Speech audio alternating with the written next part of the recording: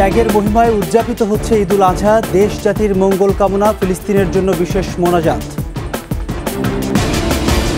রাষ্ট্রপতি প্রধানমন্ত্রীর ঈদের শুভেচ্ছা বিনিময়, হিংসা বিদ্বেষ ভুলে সম্প্রীতির বার্তা ছড়িয়ে দেওয়ার আহ্বান। ঈদ উৎসবে লাল সবুজের জয়োল্লাস, প্রথমবারের মতো টি-20 বিশ্বকাপের সুপার 8-এ বাংলাদেশ।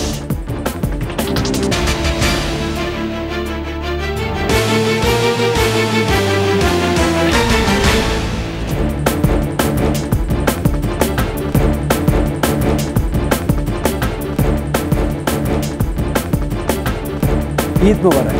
শুনছিলেন ফার্স্ট সিকিউরিটি ইসলামী ব্যাংক পিএসসি সংবাদ শিরোনাম। আমন্ত্রণ দুপুর 2টার 21 সংবাদে। সাথে আছি আমি প্রণব চক্রবর্তী। দর্শক, 21 টেলিভিশনের সংবাদ একই সাথে সরাসরি দেখতে পাবেন আমাদের ফেসবুক পেজ www.facebook.com/2124 অনলাইন। এছাড়া সংবাদে আরও থাকছে। ঈদের ছুটিতে পর্যটক বরণে প্রস্তুত কক্সবাজার, কুয়াকাটা, রাঙামাটি। সার্বিক নিরাপত্তায় সতর্ক প্রশাসন।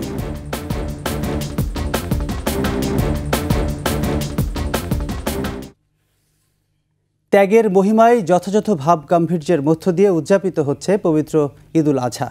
জাতীয় ঈদগাহে ঈদের প্রধান জামাতে অংশ নেন রাষ্ট্রপতি মোহাম্মদ শাহাবুদ্দিন। ফিলিস্তিনের জন্য বিশেষ মোনাজাতের পাশাপাশি দেশ জাতির শান্তি কামনা ও সম্প্রীতির আহ্বান জানানো হয় ঈদের জামাত থেকে। মানিক শিকদারের রিপোর্ট। সকাল 6টা থেকেই জাতীয় ঈদগাহের প্রবেশের জন্য লম্বা লাইন ধরেন মুসল্লিরা।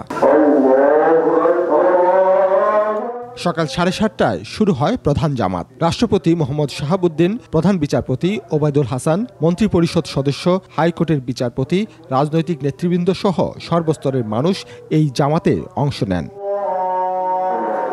নামাজ শেষে মোনাজাতে মুসলিম উম্মার জন্য শান্তি, সমৃদ্ধি ও দেশের মানুষের মঙ্গল প্রার্থনা করা হয়। আমার দেশবাসী সকলে মিলে যেন আমরা ভালো থাকতে পারি। যখন মনুষ্যত্ব একটা ব্যক্তির থাকে তখন সে কোনো খারাপ কাজ করতে পারে না। কারোর জন্য আমরা হেদায়েত হতে পারি।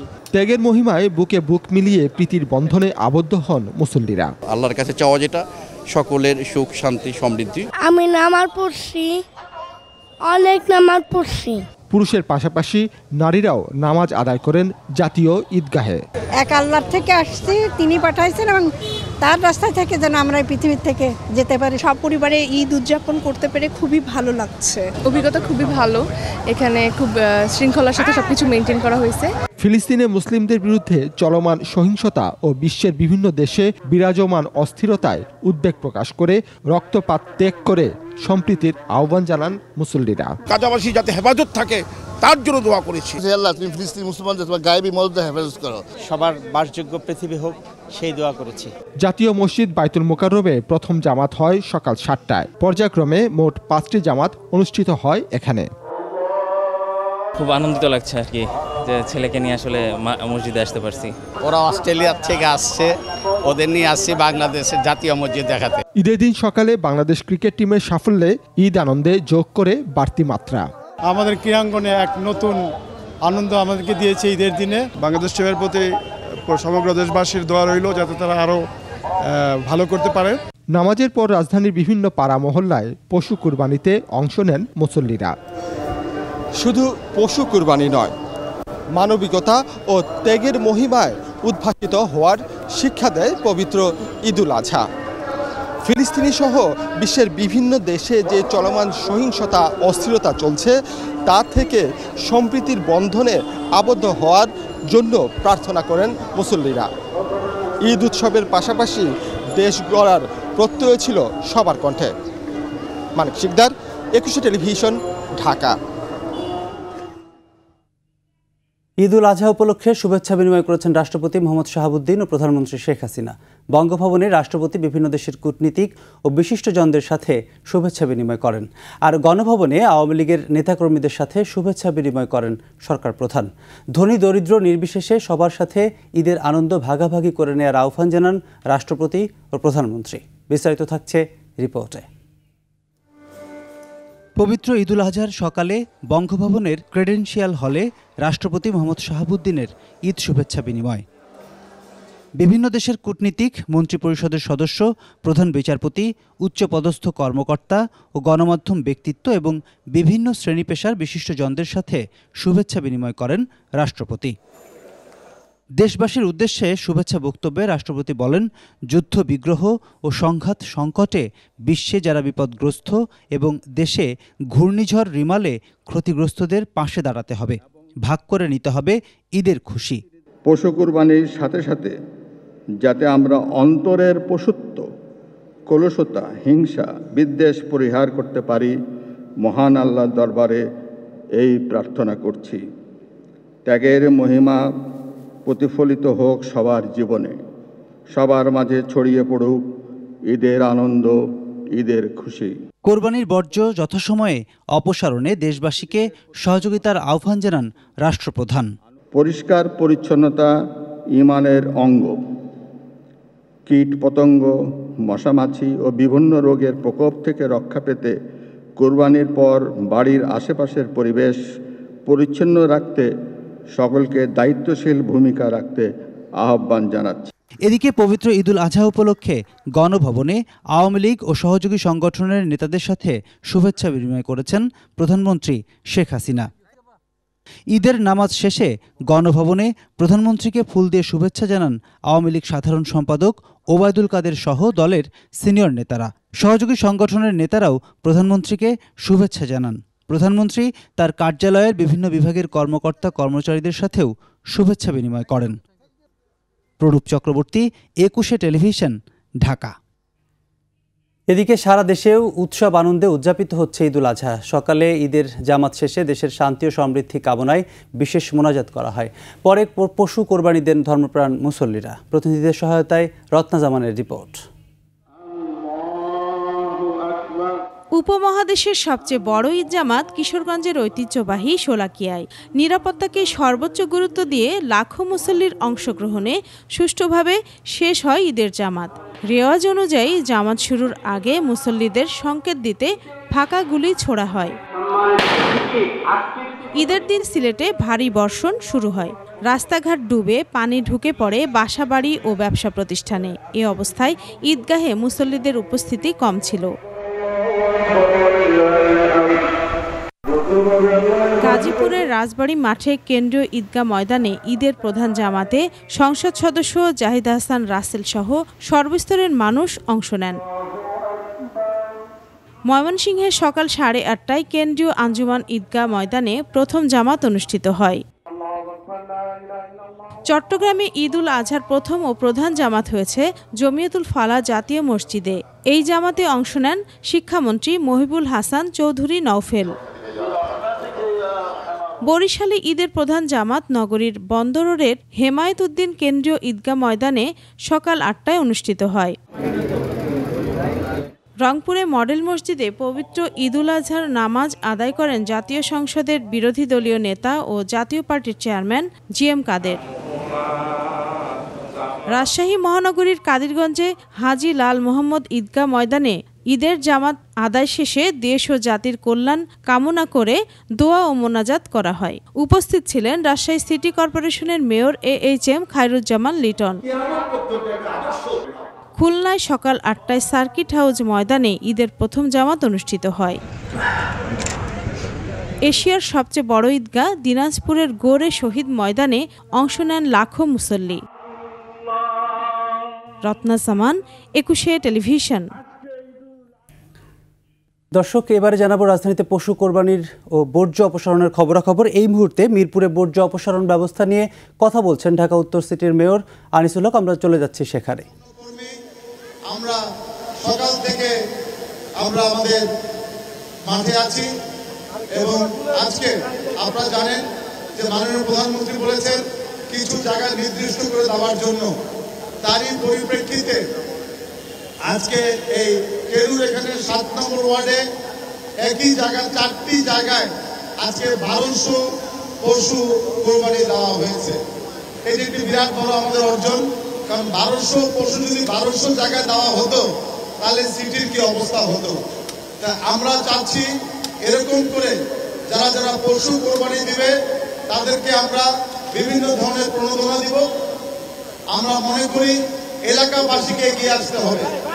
আজকে ধন্যবাদ জানাচ্ছি এই 7 নম্বর ওয়ার্ডের এলাকাবাসী, আগেও দিয়েছে 200, 300, আমার সাথে গত 7 দিন আগে এলাকাবাসীর সাথে কথা হয়েছে এবং আমি কেউর সাথে কথা বলেছি, সকলের সাথে কথা বলেছি। এলাকাবাসী, সামাজিক ব্যক্তিত্ব, মসজিদ, মাদ্রাসা ইমাম সাহেবদের সাথে, এবং ওরা আমার কথা দিয়েছিল এবার তো আমরা 1000-এর বেশি গরু জবাই দেওয়া হবে এখানে। এই মেসেজ আমরা 7 নম্বর ওয়ার্ডের মিরপুরে এখানে 1200 পশু আমরা কোরবানি দিয়েছি। এই জন্য আমি ঢাকা উত্তর সিটি কর্পোরেশনের পক্ষ থেকে আমি সকলকে ধন্যবাদ জানাতে চাই করতালির মাধ্যমে। আমার পাশে যারা আছেন আমার বোনরা, পরিষ্কার পরিচ্ছন্ন বোনরা, ভাইরা, এরা সকাল থেকে কিন্তু এখানে আছেন এবং আপনারা জানলে খুশি হবেন যে ইতিমধ্যে যেসব জায়গায় সকালবেলা গরু জবাই, পশু জবাই দেওয়া হয়েছিল, আমরা কিন্তু পরিষ্কার পরিচ্ছন্ন অলরেডি করে ফেলেছি অনেক জায়গাতে। আমি ঘোষণা দিয়েছিলাম যে আপনারা জানেন যে 6 ঘন্টার মধ্যে আমাদের ঢাকা উত্তরে প্রায় 13 লক্ষ পশু কোরবানি দেওয়া হবে। 13 লক্ষ পশু কোরবানি দেওয়ার জন্য এবং এদিকে পরিষ্কার করা এটি অত্যন্ত একটি কঠিন কাজ। বা জনগণ সাথে আমি ধন্যবাদ জানাই, ইতিমধ্যে আপনারা সাহায্য করেছেন। আমি দর্শক, রাজধানীর বর্জ্য ব্যবস্থা নিয়ে কথা বলছিলেন ঢাকা উত্তর সিটির মেয়র আতিকুল ইসলাম। আমরা সরাসরি ছিলাম সেখানে। চলে যাচ্ছে অন্যান্য খবরে। ঈদের ছুটিতে পর্যটকদের বরণে প্রস্তুত কক্সবাজার, রাঙামাটি ও কুয়াকাটার হোটেল, মোটেল ও রিসোর্ট। এসেছে বিশেষ ছাড়েরও ঘোষণা। শুরু হয়েছে অগ্রিম বুকিং। একই সাথে পর্যটকদের সার্বিক নিরাপত্তায় সব প্রস্তুতি নিয়েছে ট্যুরিস্ট পুলিশ ও জেলা প্রশাসন। প্রতিনিধিদের সহায়তায় রত্না জামানের রিপোর্ট। বিশ্বের দীর্ঘতম সমুদ্র সৈকত কক্সবাজার। বালুকাময় এই সমুদ্র সৈকত দেখতে এবার ঈদের ছুটিতে আসতে পারেন কয়েক লাখ পর্যটক। এরই মধ্যে 40% ছাড়ের ঘোষণাও দিয়েছেন হোটেল, মোটেল মালিকরা। 30 থেকে 40%, ক্ষেত্রে 50% পর্যন্ত ছাড় থাকে এবং বিভিন্ন প্যাকেজ থাকে খাওয়ার সহ। বিচে এবং রাস্তায় যাতে অতিরিক্ত কোনো ধরনের হয়রানি না হয় সে ব্যবস্থা আমরা নিয়েছি। পর্যটকদের নিরাপত্তা নিশ্চিতে সব ধরনের প্রস্তুতি রয়েছে জানিয়েছে প্রশাসন। র্যাব, জেলা পুলিশ এবং ডিস্ট্রিক্ট পুলিশের সাথে এবং জেলা প্রশাসনের সাথে জরুরি ভিত্তিতে আমরা মিটিংয়ে আমরা বসবো। ইতিমধ্যে আলাপ আলোচনা চলছে। এবারও বর্ষা মৌসুমে অপরূপা রাঙামাটি। অবারিত সবুজের বুকে কাপ্তাই লেক, শুভলং ঝর্ণা সব মিলিয়ে এবার পর্যটকদের আকর্ষণ রাঙামাটি। এরই মধ্যে হোটেলগুলোতে 50 থেকে 60% বুকিং শেষ হয়েছে। প্রতিটা গেস্টকেই চেষ্টা করি যে এখান থেকে খুশি মুড নিয়ে যাতে যেতে পারে। ঈদকে সামনে রেখে 60% অগ্রিম বুকিং হয়েছে। পিছিয়ে নেই কুয়াকাটাও। হোটেল, মোটেলের 50% রুম আগাম বুকিং রয়েছে। বরাবরের মতো আমরা এবারও রুমের উপরে 40% ডিসকাউন্ট রেখেছি। ঈদুল আজহা উপলক্ষে আমরা পর্যটকদের শতভাগ সেবা দেওয়ার জন্য প্রস্তুত আছি। পর্যটকদের নিরাপত্তায় সব ধরনের প্রস্তুতি রয়েছে। রত্না জামান, 21 টেলিভিশন। এবারে টি-20 বিশ্বকাপ প্রসঙ্গ।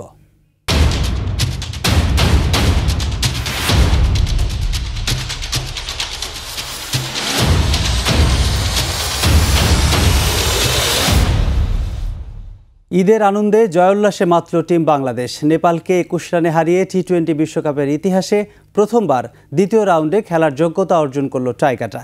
107 রানের ছোট্ট লক্ষ্য দিয়েও তানজিম আর মোস্তাফিজের অবিশ্বাস্য বোলিংয়ে প্রত্যাশিত জয়ের বন্দরে পৌঁছে যায় লাল সবুজের প্রতিনিধিরা। দুর্দান্ত এই জয়ে অভিনন্দন জানিয়েছেন রাষ্ট্রপতি মোহাম্মদ শাহাবুদ্দিন। নিচ্ছি বিরতি, যখন ফিরছি তখন অন্যান্য সংবাদের সাথে আরও থাকছে। বাংলাদেশ ব্যাংকের ক্রলিং পেগ পদ্ধতি প্রবর্তনে বাড়ছে রেমিটেন্স প্রবাহ, শক্তিশালী হচ্ছে রিজার্ভ।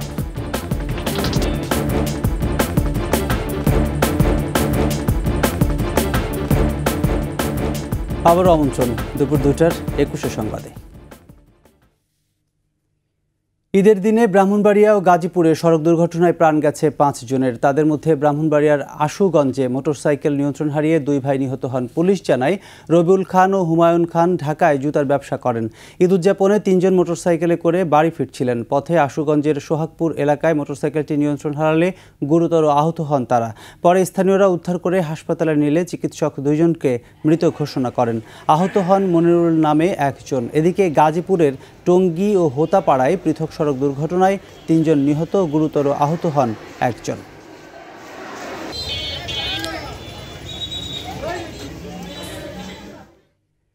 বাংলাদেশ ব্যাংকের নেয়া ক্রলিং পেগ পদ্ধতি এবং প্রণোদনার কারণে বাড়ছে রেমিটেন্স প্রবাহ। এর ফলে শক্তিশালী হচ্ছে রিজার্ভ, এগিয়ে যাচ্ছে দেশের অর্থনীতি। ভবিষ্যতে রেমিটেন্স আরও বাড়বে আশা করে প্রণোদনা অব্যাহত রাখার তাগিদ বিশেষজ্ঞদের।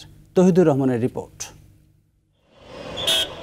কেন্দ্রীয় ব্যাংকের তথ্য বলছে চলতি মাসের 12 জুন পর্যন্ত মোট রেমিটেন্স এসেছে 146 কোটি মার্কিন ডলার।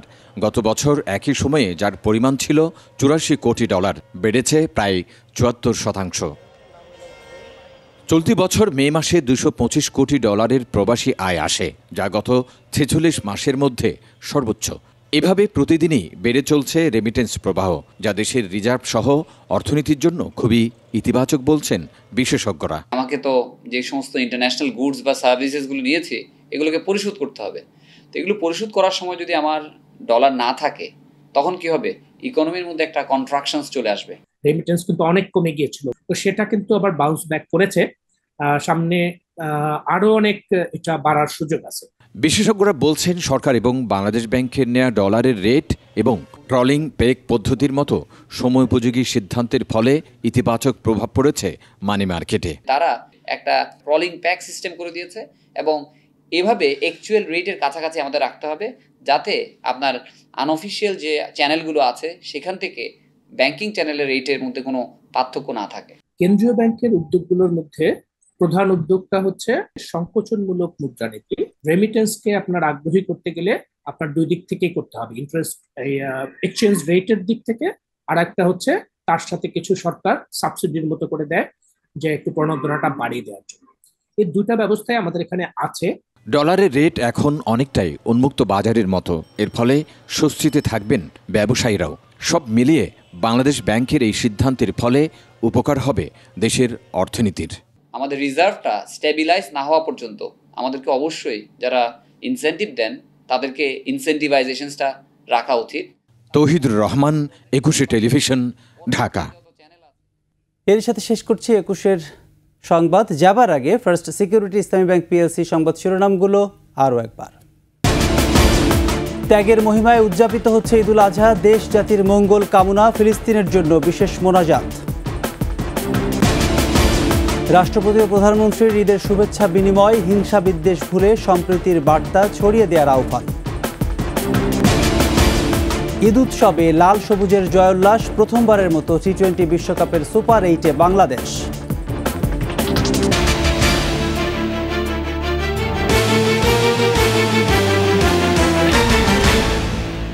দর্শক, সর্বশেষ সংবাদ জানতে ডায়াল করুন 2021 নম্বরের, ভিজিট করুন 21-tv.com এই ওয়েবসাইটে। এছাড়া ফেসবুকে ভিজিট করতে পারেন www.facebook.com/2124 অনলাইনে। এতক্ষণ সাথে থাকার জন্য ধন্যবাদ। সন্ধ্যা 6টায় 21-এর দেশের সংবাদ দেখার আমন্ত্রণ রইল। 21-এর সাথেই থাকুন।